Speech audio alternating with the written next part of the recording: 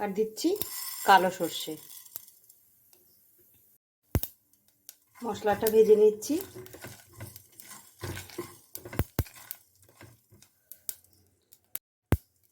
এবার দিচ্ছি চিনি।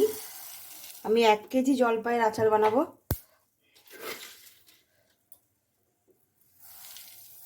দু বাটি।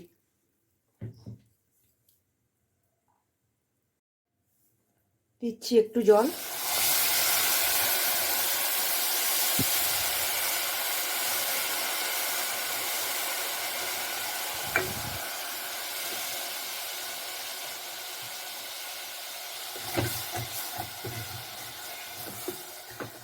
চিনিটা গলে গেলে দেব সিদ্ধ জলপাই।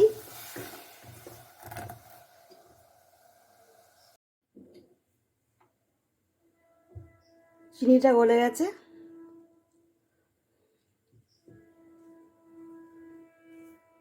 এবার দিচ্ছি জলপাই।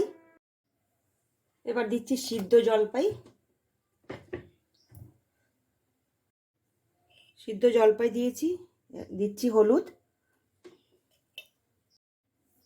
নুন।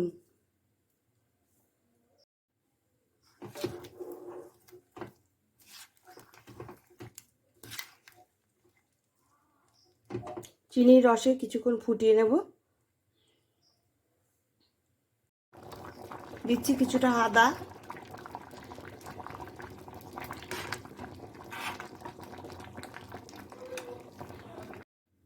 জলপাইয়ের আচারটা ঠান্ডা করে নিয়েছি।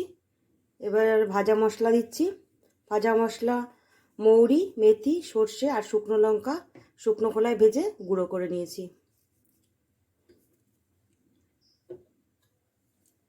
আপনারাও এভাবে বানান জলপাইয়ের আচার। আর ভালো লাগলে আমার চ্যানেলটা লাইক করবেন, শেয়ার করবেন, সাবস্ক্রাইব করবেন।